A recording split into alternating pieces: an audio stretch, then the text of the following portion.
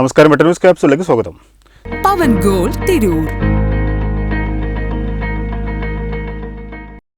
തിരൂർ താലൂക്കിലെ റേഷൻ വ്യാപാരികൾ പ്രതിഷേധ സൂചകമായി ജൂലൈ 8, 9 തീയതികളിൽ കടകൾ അടച്ച് സമരം നടത്തും.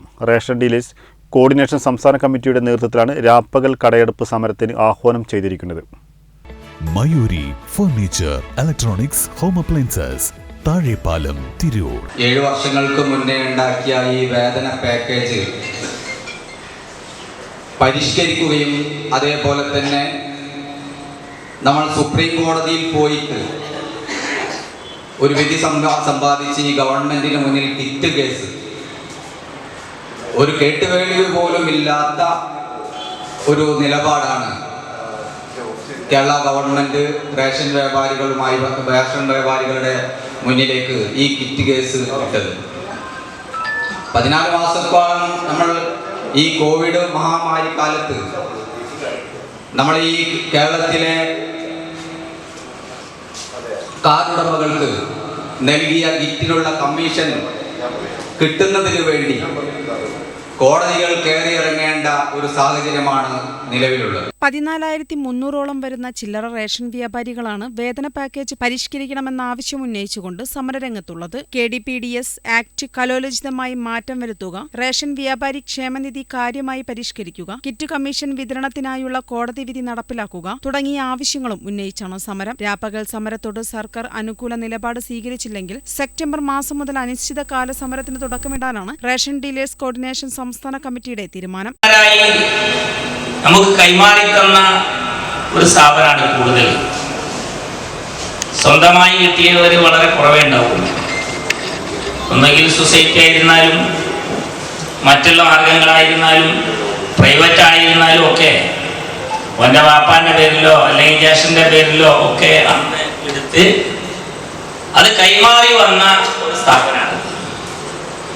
അപ്പൊ ഇത് നടത്തിക്കൊണ്ടുപോകുന്നതോടൊപ്പം എൻ്റെ മുന്നിൽ കാണുന്ന പല ആളുകളും അങ്ങനെ കിട്ടിയവരാണ്.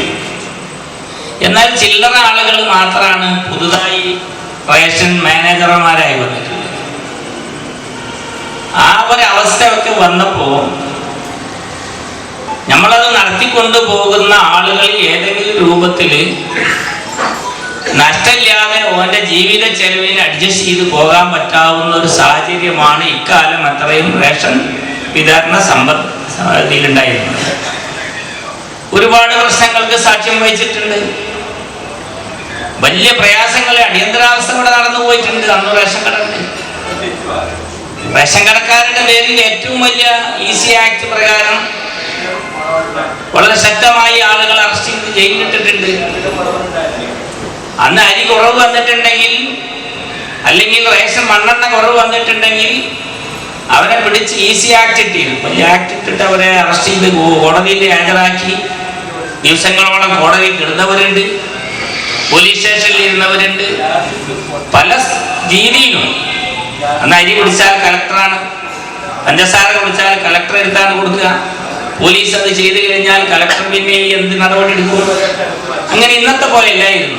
അതിലൊക്കെ അനുഭവസ്ഥരായ ഒരുപാട് ആളുകളുണ്ട്, ഒരുപാട്. പക്ഷെ ഇന്ന് മുൻകാലങ്ങളിൽ നമ്മൾ പ്രസംഗിക്കും പോലെയോ മുൻകാലങ്ങളിൽ നിങ്ങൾ നടത്തിയിരുന്നത് പോലെയുള്ള സുഖം ഇപ്പോ ഇവിടെ അങ്ങോട്ട് ഇനി കിട്ടാൻ പോകുന്നില്ല. വളരെ പ്രയാസത്തിലാണ്.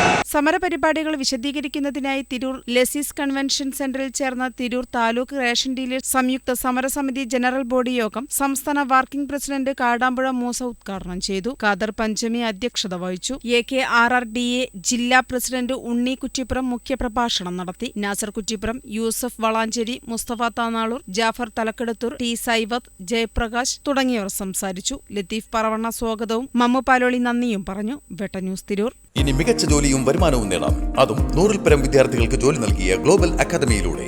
കൂടുതൽ വിവരങ്ങൾക്ക് കോൺടാക്ട് 8075764120 7902638001 99466534040.